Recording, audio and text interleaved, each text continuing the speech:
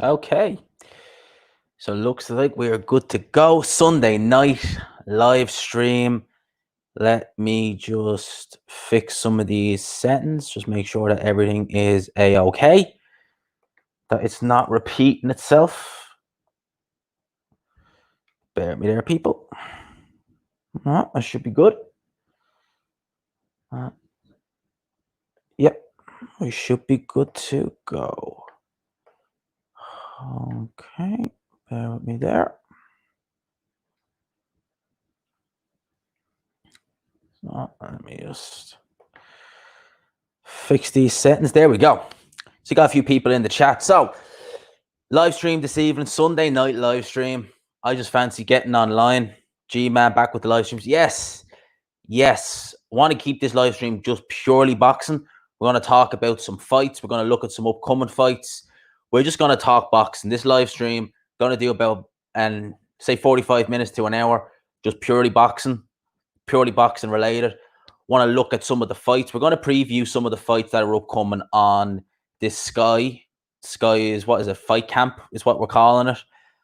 It's all interesting to me. I'm looking forward to these fights. There's some cards that are stronger than others. There's some really, really, really weak cards on this Sky, Fight Camp thing coming up.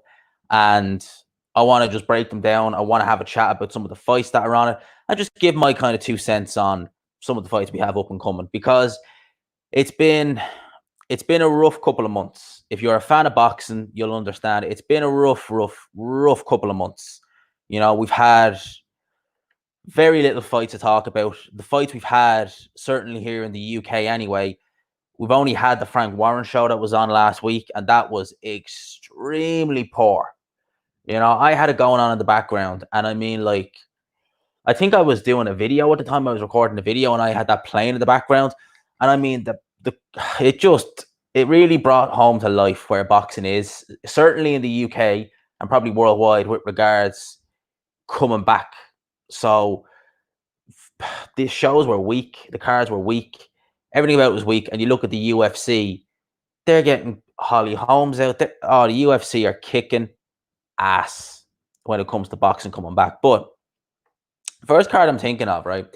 We're looking at the Fight Camp, and first one that they have is, for my money, if you take the pay-per-view out of the equation, the Dillian Whyte Povetkin pay-per-view, this to me on paper is the strongest card.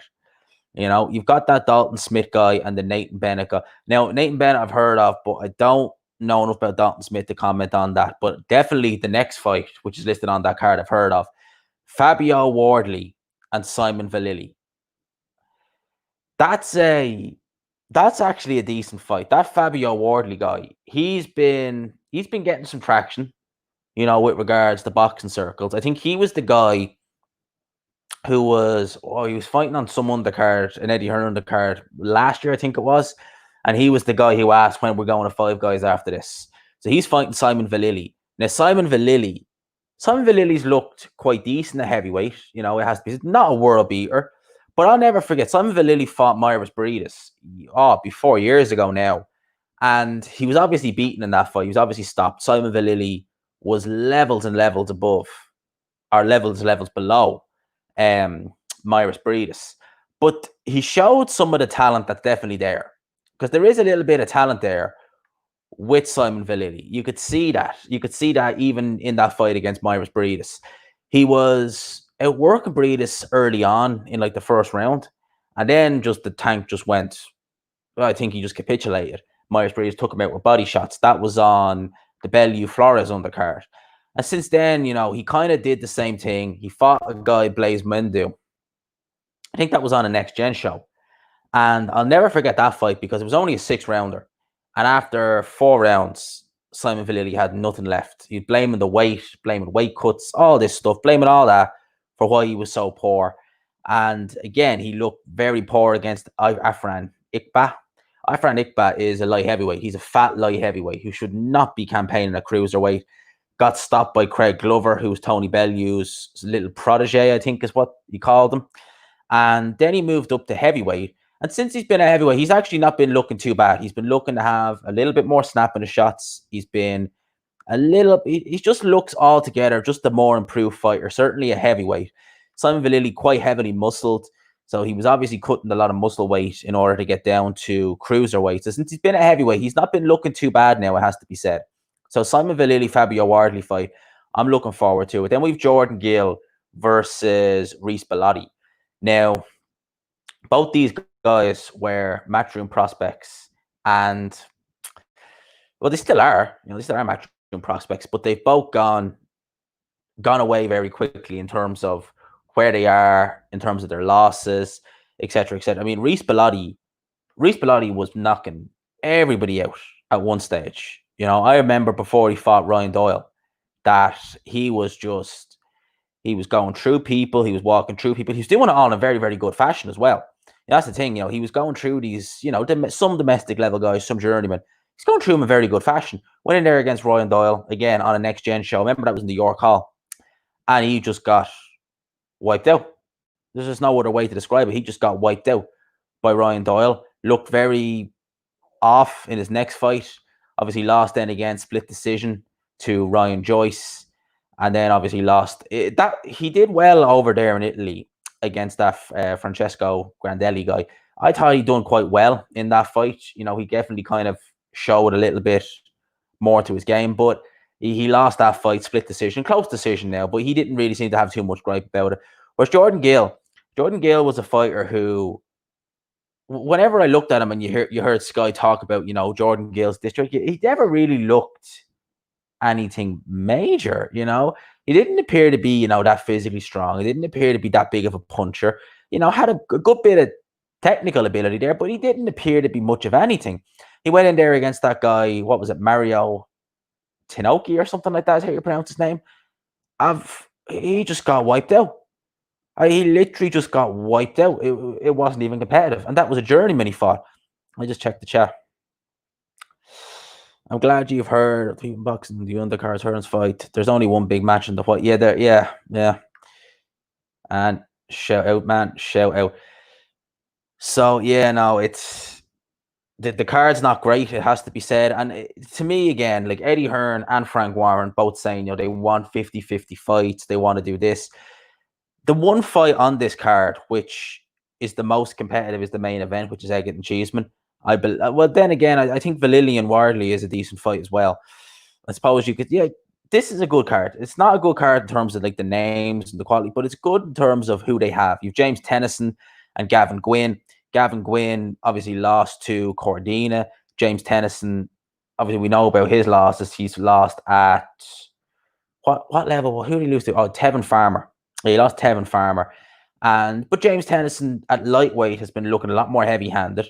He's looking just an improved fighter, at least at lightweight, and the power's always been there with Tennyson, but it's his technical ability that leaves questions. I remember James Tennyson a couple of years ago in Belfast. I watched him fight Declan Geraghty. Now, if you ever watched Declan Geraghty fight, Geraghty has boxing ability, but he's got some serious flaws, not much punching power and a very bad chin. And he was boxing James Tennyson's head off until James Tennyson landed with a couple of shots, and then the fight was over. So that's the first card in a nutshell. It's not a card that I'm saying is bad. It's not. As a standalone card, it's not a bad little card. It really isn't. But they do get progressively weaker as they go along. So the next fight we have Ivan Hopi Price, who is fighting TBA. So we don't know who he's fighting. And that's not going to be a competitive fight. Obviously, we know that. I mean, Hopi Price is a third pro fight. It's not going to be competitive. That goes without saying. We have Keane Baker, who I believe, name rings a bell. He's fighting another prospect called Akbit Faiz. I think is how you pronounce it. Again, not a competitive fight. We just will turn the other cheek with that. Then we have Anthony Fowler, fighting the guy, Adam Harper, who's 9-1. Now, he's never had a stoppage. He lost, of all people, to Michael Zafra in Australia. I think that, it was for the Commonwealth title. So, who is it? Where do we put this guy? He's probably leagues below Anthony Fowler. Anthony Fowler is nothing to write home about. Anthony Fowler, I just find it odd because Anthony Fowler is someone who sometimes he'll say the right things on social media and stuff like that, but he's not got that endearing personality that just the fans want to soak in, you know, which makes me kind of wonder why Sky keep pushing him. You know, technically, Anthony Fowler, when I look at him, I look at his footwork, and his footwork is very off. It just looks very raw, his footwork. He does tend to move forward a lot. One thing I noticed early on in Fowler's career was the lack of head movement. I mean, like, if you have a good stiff jab, you will not have any bother finding Anthony Fowler's head. And especially if it's a powerful jab, you will light Anthony Fowler's head up with that jab because he never really seems to move his head. He really does tend to trade just on his physical strength and punching power. That's fine at levels like this when you're fighting guys like Adam Harper. But if Anthony Fowler is trying to even cut it at British level, because let's face fact, he's never fought for a British title in 3 years. If Anthony Fowler is trying to climb the ladder and get a British title and then go on to European level, that brute force, you know, use my physical strength, use my punching power, which I don't think is that great. You know, I'm not saying he's feather fisted. He can definitely punch, but I don't think he's heavy handed as people try and make him out to be. So Anthony Fowler versus Adam Harper. It's not a competitive fight, but we have it anyway. But then we have Terri Harper versus Natasha Jonas. Now, Natasha Jonas, I remember her fight with, oh, what's the girl's name? Oh, Vivian Obanoff. That's the girl's name. Katie Taylor fought her. And it was a very, like, I remember watching that fight live. I'm not sure what card it was on. It was way back, about 2 years ago. But Jesus, it was crazy. Natasha Jonas, I don't cover a lot of women's boxing, but I do watch it from time to time. And I remember looking at Natasha Jonas very early on, even before she lost, and thinking, this girl gets hit for fun. Literally, this girl gets hit for fun. And in that Vivian Obanoff fight, that was what she was doing. She was getting hit for fun. I mean, the shots she was getting hit with were so easily telegraphed. I mean, they were just, I'll never forget. I remember watching it live thinking, these shots are so easily telegraphed. How are you getting hit with them? And Natasha Jonas, I think that's going to be your problem against Terri Harper. Terri Harper, you would say, is a level above Vivian Obanoff, and she'll probably light Natasha Jonas up. No problem. Then we have this Chris Billiam-Smith against Nathan Thornley. Undefeated Nathan Thornley. Is it Thornley? Yeah, Thornley. Undefeated Nathan Thornley. Chris Billiam-Smith, I've seen him in a couple of fights. He's looked quite decent. You know, I've not had anything to gripe about him. He's looked good. I thought he was a bit unlucky not to get the decision, I have to say, against Riakporhe. Well, other than that, I've been impressed with what I've seen from Billiam-Smith. You know, 10-1. Decent fighter. You know, not bad punching power. The guy he's fighting has literally fought nobody. I mean, if I'm on his BoxRec here, he was campaigning at light heavyweight a little while ago. So we're talking about, in fact, actually, when did he move up to cruiser? 2018. So this is a guy who's been kind of campaigning in around light heavyweight. He's not a massive puncher. So you would imagine that Billiam-Smith should be able to, you know, do what he needs to do and get the job done. Let's see what we got here. Hope they keep fully quarantined before the fights and get cancelled. We've seen with, I hope they don't. I genuinely hope they don't get cancelled. I really do. What's good, G-Man? What's up, man? What's up? What's this? Any advice for a new channel? Yep, best advice I give you, upload as much as you can. Even if you can't find anything to upload, find something, because so often you see channels where they start out, they might get a couple of subs here and there, and then they're just like, well, I'll wait until the channel grows before I start doing it. No, because it's never going to grow.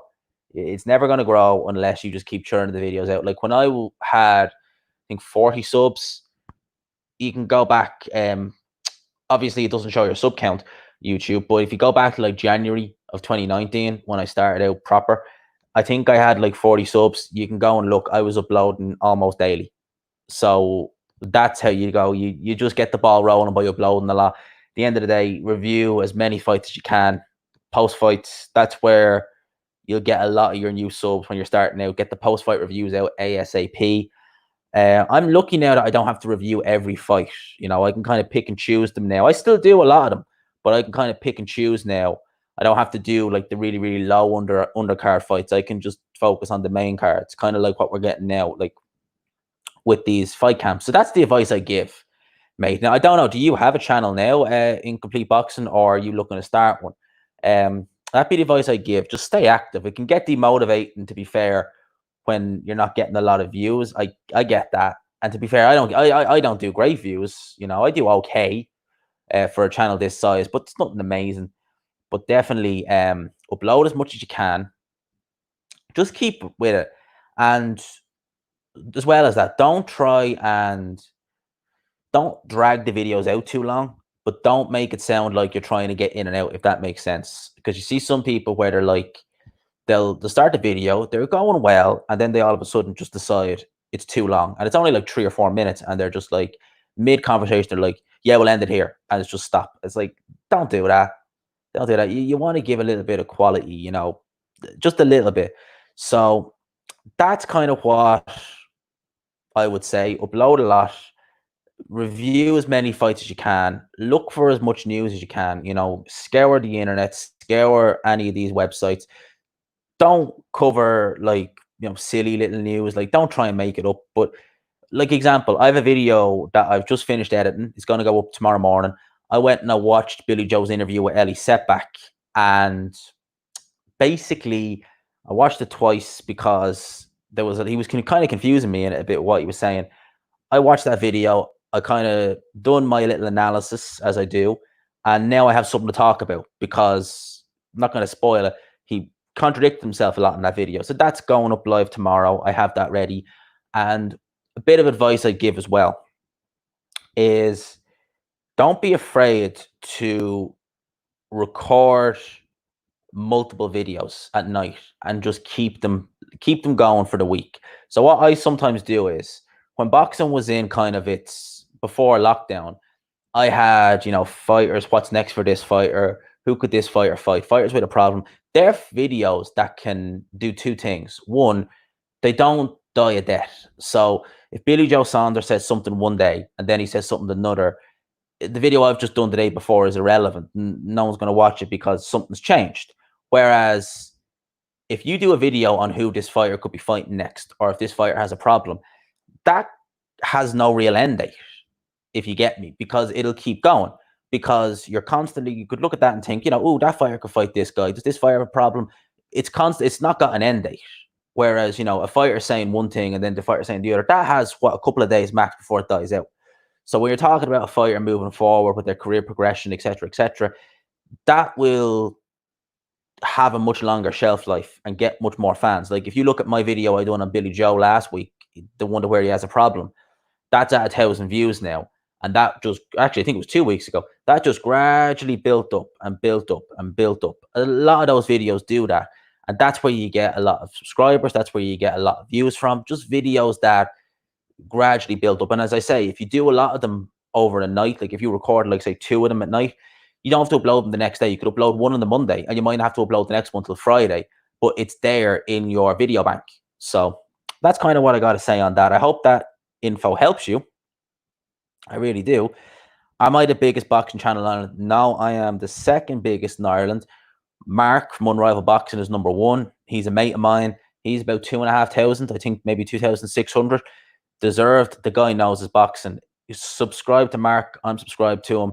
A very good channel. Really knowledgeable. Knows his boxing. He's number 1. I'm number 2. We are mates, but my goal is to be number 1. That's my goal. Me and Mark are mates. We know that. My goal is to be number 1 in Ireland. And yeah, I can get that. It's no problem. I just need to stay active, basically.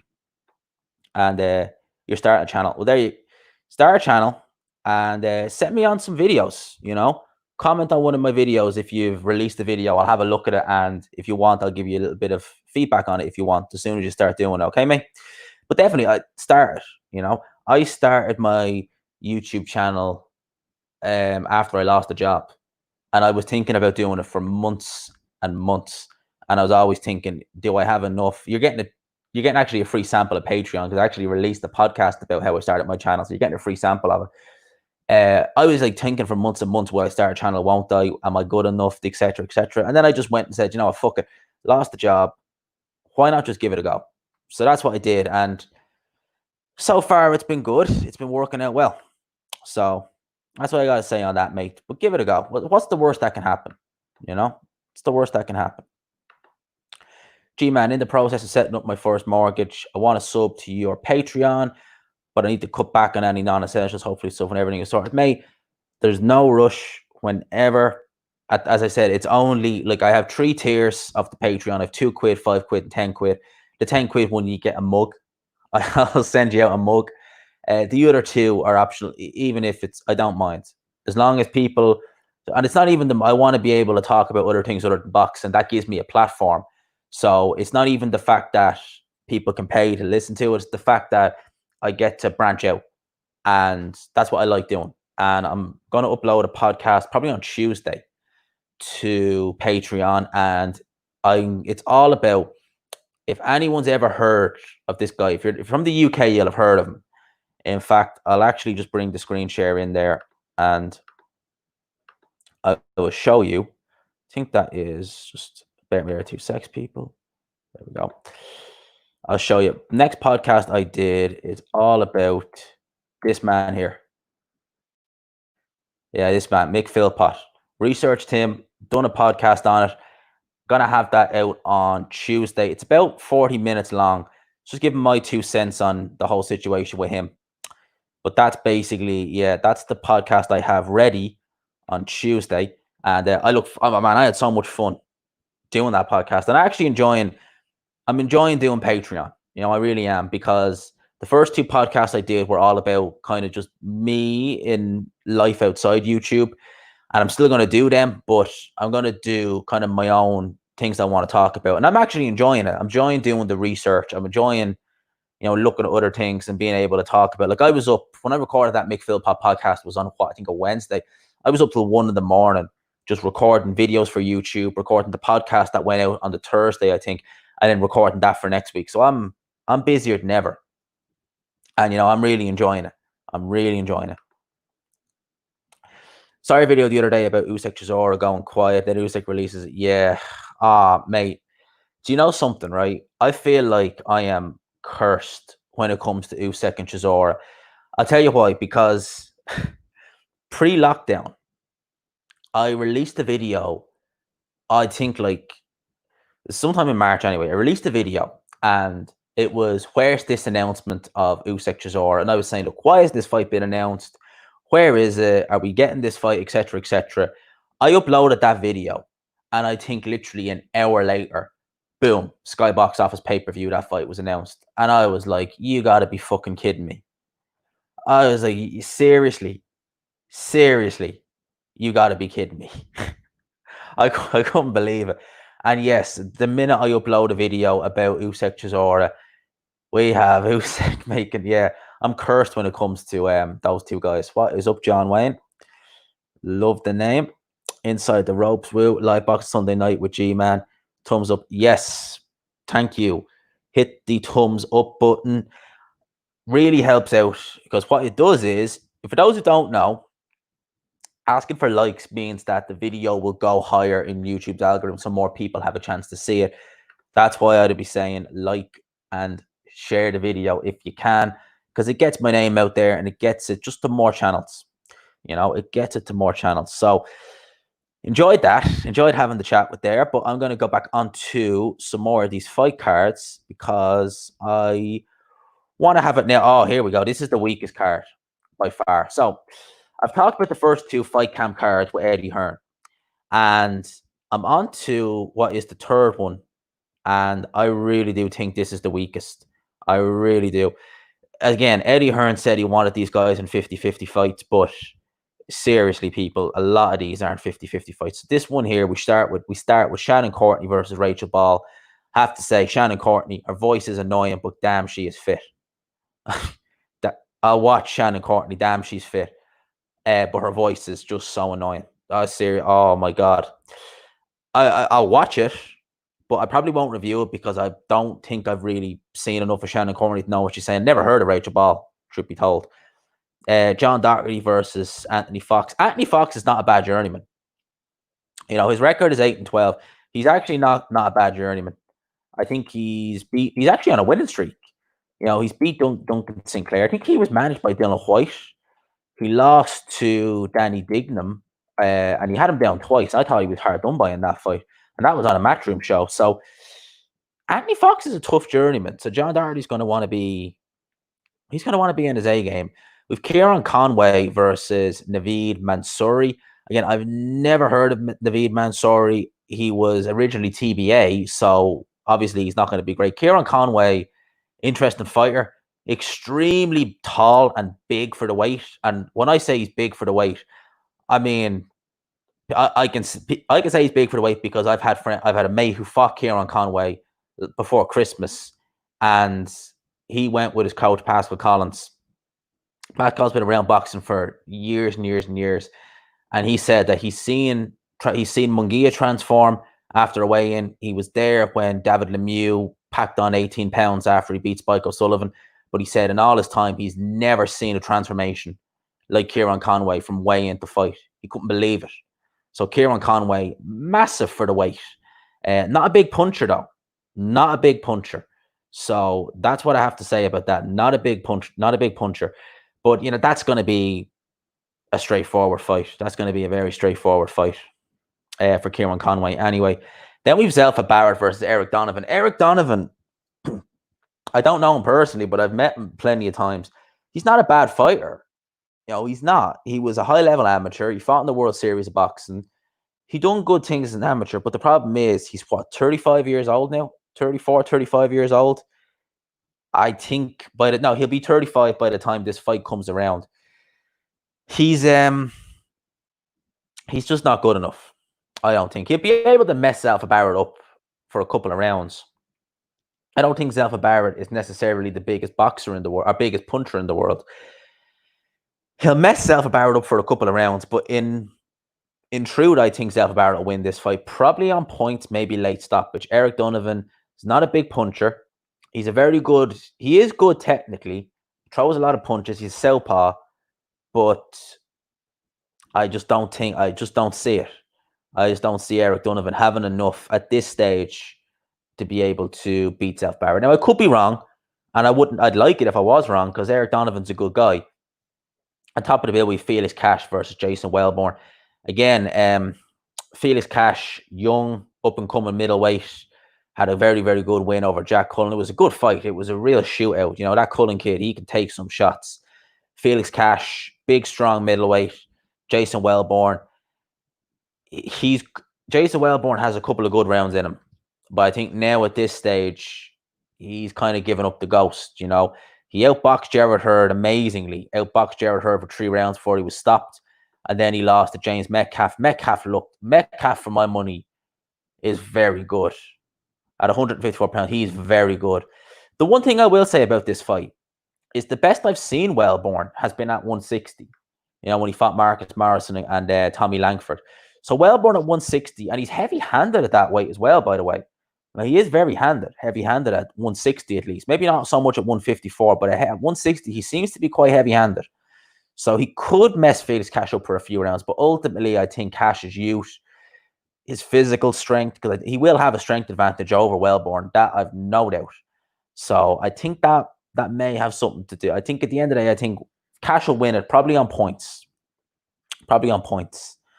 So what is I think the next one is, well, actually, we'll look at the American card.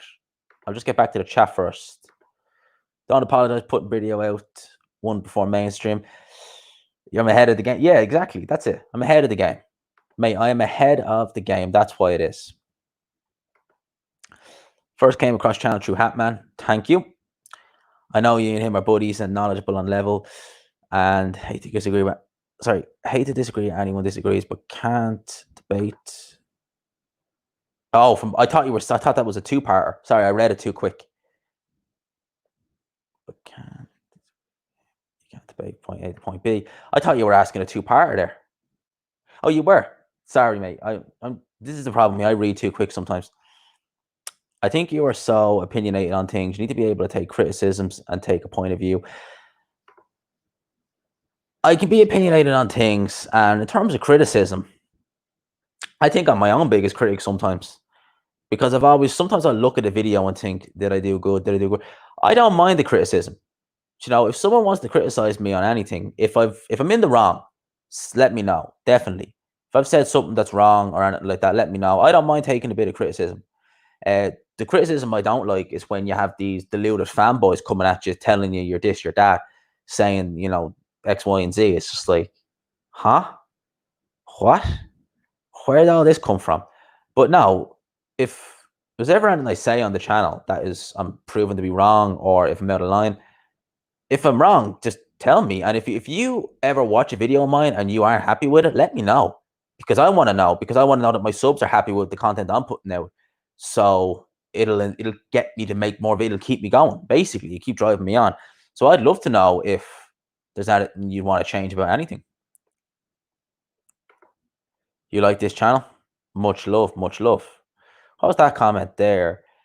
BFTB, did you hear? Did hear him? If this is in regards to, look, I don't get into anything like that, but I seen the videos about him. I seen Blue Collar Sport TV make one and Unrival make one. Yeah, look, what I don't want to talk about that too much, because the guy is clearly not all there. I never even heard of the guy until someone commented on one of my videos and said that he called me out in a video, or said something like that. And I was like, right, okay, fair enough. I'm not going to respond to it, but if he did that, so be it. You know, I don't get into that kind of shit. But yeah, no, I heard about what he was doing. Yeah, disgusting, absolutely disgusting. And if he's in jail, it's the place for him. Is Hatman the most knowledgeable boxing fan on YouTube? He'd be right up there. I would say Mark from Unrivaled Boxing. As far as I'm concerned, him and Beats, Boxing Beats and Rhymes, they got to be the two most knowledgeable guys in terms of boxing that I've met. Hatman's up there as well, don't get me wrong. But I mean, like, it's scary, some of the things those guys know. Like, you'll go and think you know something about boxing, and it's just scary, the amount that they're able to come up with and just say. It's just like, what? It's like, how do you know this? And they'll be the two most knowledgeable, I would say. Ring IQ as well is very good. He's very, very knowledgeable. So the guys like that, extremely good, extremely, extremely knowledgeable in terms of boxing. Definitely. Definitely. So I'd recommend checking those guys' channels out. They would be more, certainly Mark, I know, would be more of a streaming channel.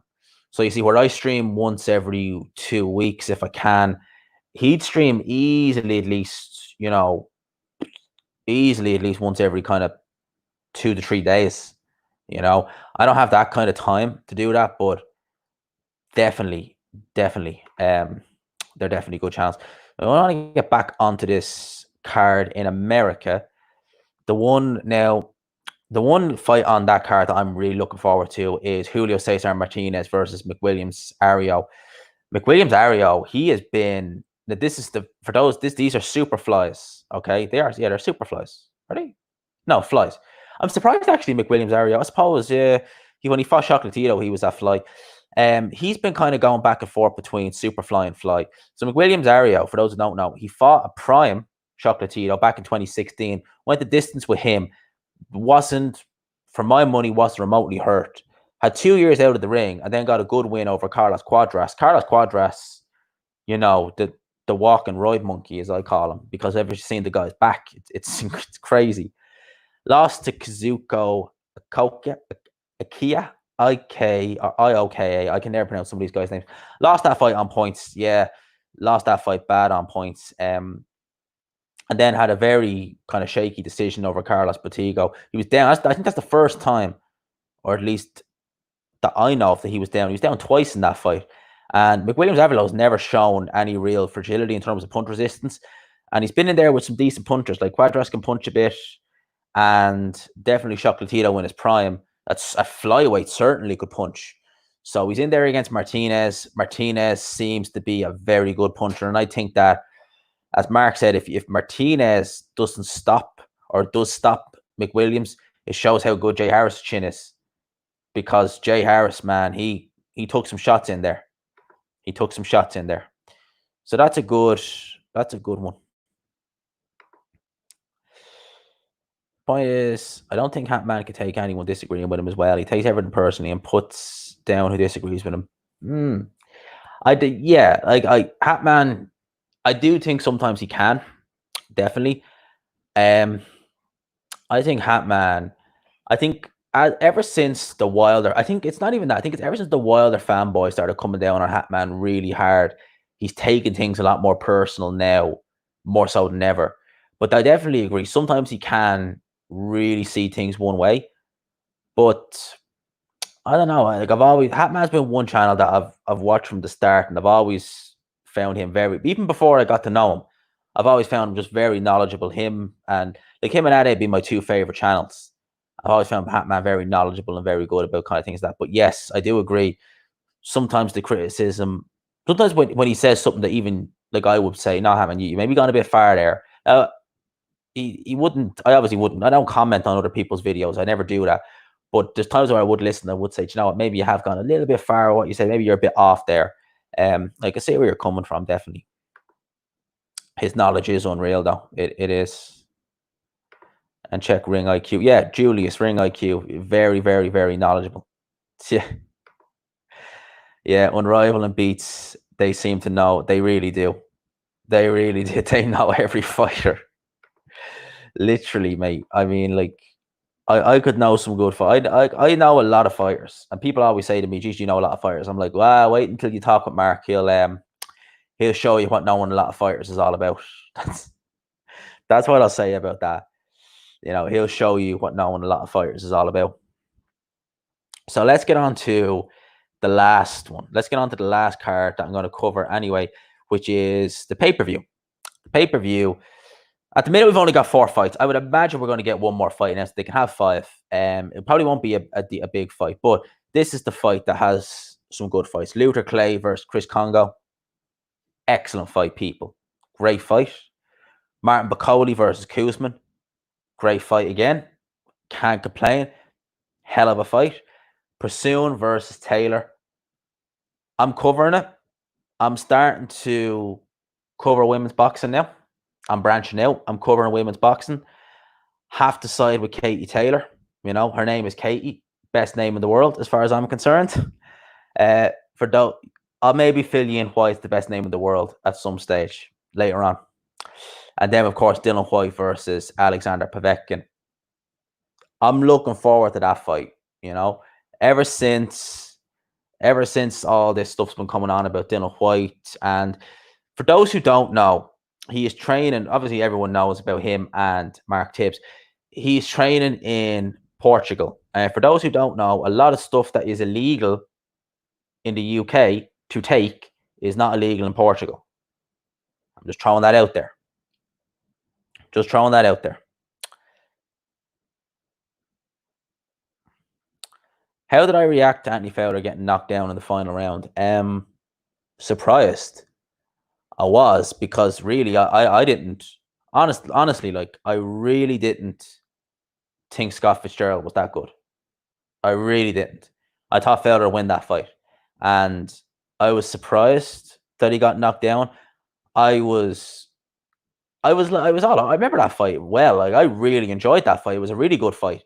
So I kind of like jumped off my seat when he got knocked down. I just didn't see it coming, especially considering the round before, Anthony Fowler was, putting a beating on Scott Fitzgerald. But I think that emptied the tank. Where did I find it out about Portugal? I was on a live stream with Mark last Monday, and him and Del Boy, Blue Collar Sport TV, shout out to him. They both said it. Yeah, no, Portugal, you are allowed to take certain things over there. Hence the reason, because Dylan White's never trained over there before. And as I've said, and I made a comment in that stream, if you look at Dylan White, he looks, we're a month outside of camp. He looks in better shape now than he did in the ring against Oscar Rivas. So make it out what you will. Is Wilder pulling out of the Fury fight? You heard rumors. I'd like to know where you heard the rumors from. If you want to comment, I don't know if he's going to pull out of it. Look, I don't think Wilder wants the Fury fight. Certainly not now, anyway. Maybe if he had a comeback fight and got his confidence back up, yeah, maybe he'd take the Fury fight. But right now, I don't think he wants it. So I wouldn't rule it out, personally, mate. I wouldn't rule out Wilder pulling out of that Fury fight. I really wouldn't. Seriously wouldn't.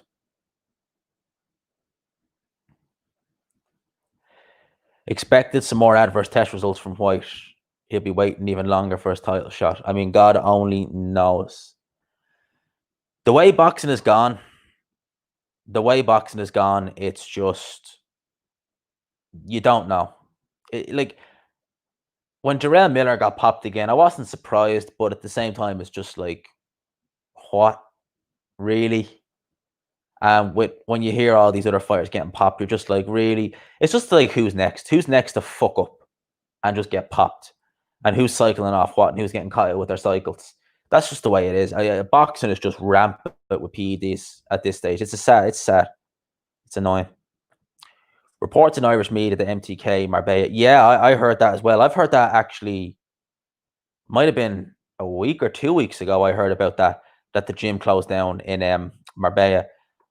I'm not surprised, mate. I mean, the Daniel Kinahan thing, I knew about that as far back as last year because it was known in a lot of the gyms that Daniel Kinahan was part of that whole little clique. And I find it ironic that all the MTK fighters in Ireland happen to be trained by Pete Taylor.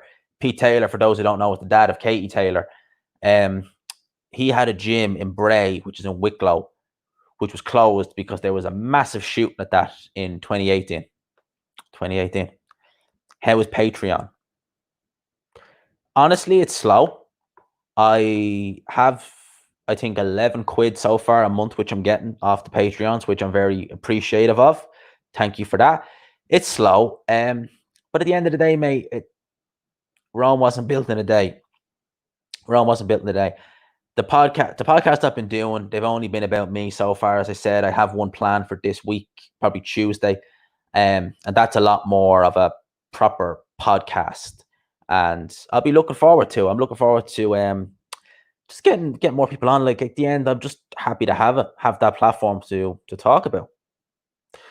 I'm just happy to have the platform to talk about, mate, because I wanted to make podcasts. I wanted to do that for a while, since last year, really. I like your show from the other side of the pond, mate.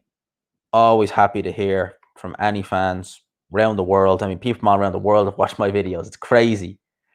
I sit on my couch and make videos, and people from all around the world watch it. It's crazy. Why podcasts?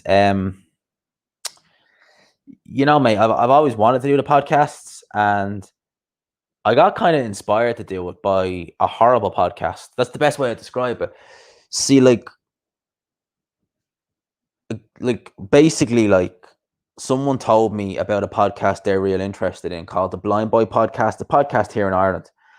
And I heard the guy, but I never watched his podcast. And I said, right, just for you, I'll listen to it because, you know, you're into it. You know, you want to talk about it with me. I'll listen to it just for you. I wouldn't do it for anyone else. And I listened to it, and it was horrific. The guy is a fucking moron. And I just thought, I can't listen to that. I can't do it. And I'm thinking, this guy is living off Patreon. You know, he's making thousands a month off Patreon, making these podcasts, doing this. I thought, I can do a better job than that. You know, I mean, my YouTube channel isn't as big, yeah, but I can do a better job than that. He's talking about things that are so irrelevant, it's not even funny. He's making howlers on things that he is talking about because he doesn't know anything about the said subject. And I'm thinking, I could do this. So from that day, that was the day I said, no, I'm doing podcasts. I'm going to do it. If he can do it, well, I can definitely do it. And I'm a better communicator because the guy, he's from Limerick. So he's got Limerick accent, but he's putting on a kind of, you know, yeah, like that kind of voice. And he wears a bag on his head. So I said, no, I won't listen to it. You know, as much as you want me to listen to it, I'm not going to listen to it, but I will start my own podcast. That's what I will do. So again, I can be thanking her because some good came of it. She put me onto a podcast that I didn't want to listen to. It made me start my own. So again, I can thank her. I feel it's only a matter of time before Daniel Kinahan is in police custody. Yeah, defo. 100%. Man, Daniel Kinahan, he is getting... what do you say? What do you say? So that is kind of Mainly what we've been doing this evening. We've just been talking about what I've been doing on Patreon and kind of things like that. It's been fun. It's been a fun little podcast. So I'm probably going to call it quits here because I am going to just finish watching a bit of TV and call it quits for the evening, unless anyone has anything else they want to add to the chat or anything like that. Probably going to call it quits here. I've been talking for the guts of 45 minutes. I see there. Did I watch Jimmy English podcast? Tony Bellew. It's a real good watch. Highly recommend it. It's just shows that no one else knows what struggle goes on with everyone. I haven't. James English. I will get. I'm working from home tomorrow, so I will be looking for something to listen to, and I will give that a listen. James English. Definitely give it a listen to. I'll definitely. Tony Bellew. I've criticized him a lot on my channel, but I only criticize him when he says things that are way off. I don't mind listening to Tony Bellew. Like, I'll listen to him and see what he's to say. If it's if it's highly recommended, I'll give it a listen. Definitely. So James English. I can honestly say I haven't heard of him, but I'll give it a listen. I'm always open to trying these things. So I'll definitely give it a listen.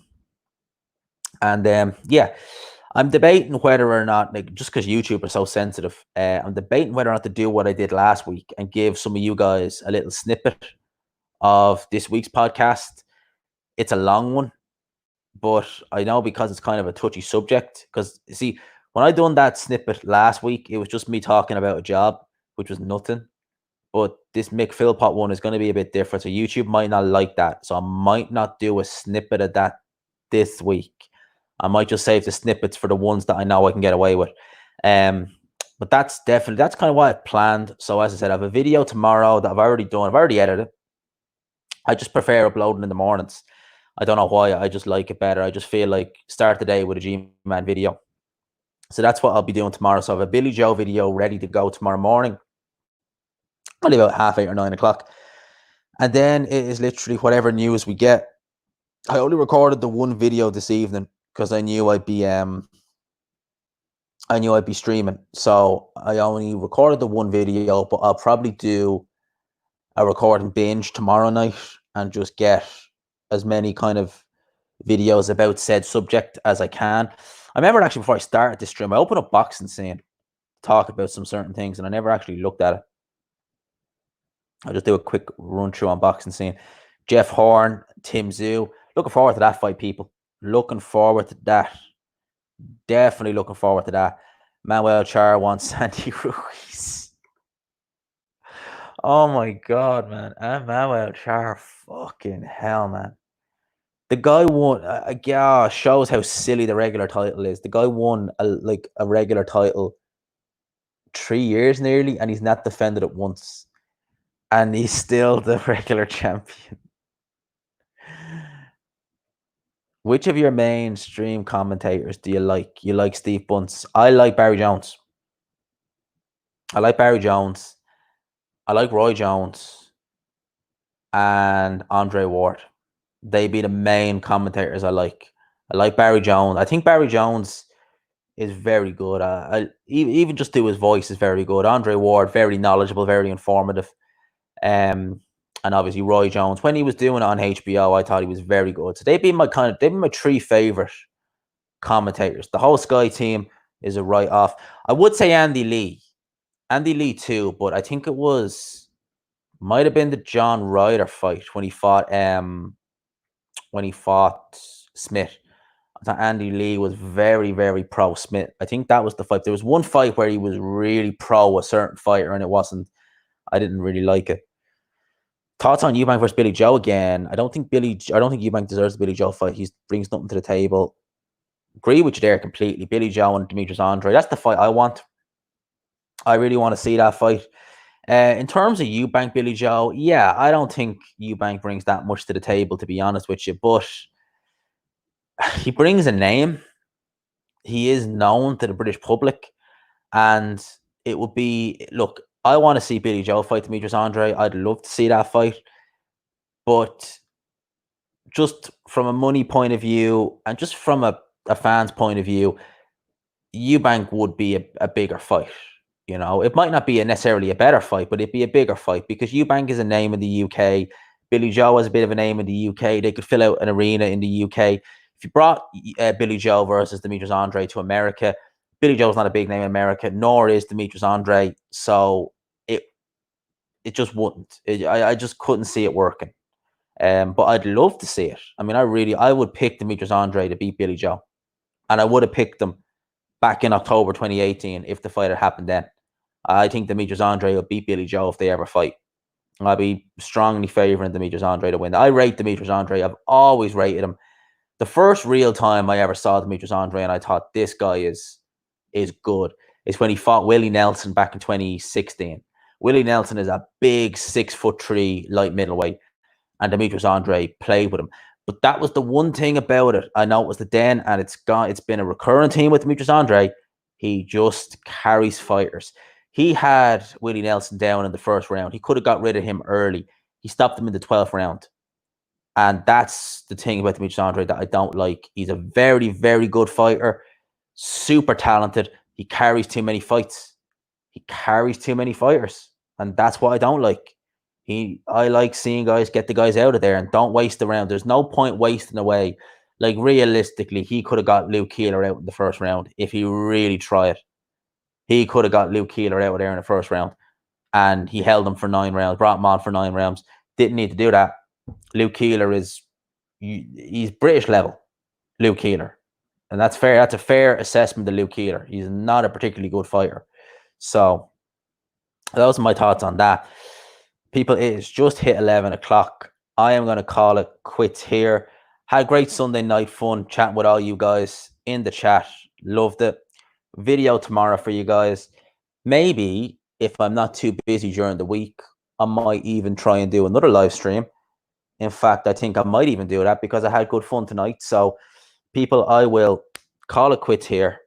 Enjoyed this. I really did. Safe evening. Hope you have a great week. I'll talk to you all, people.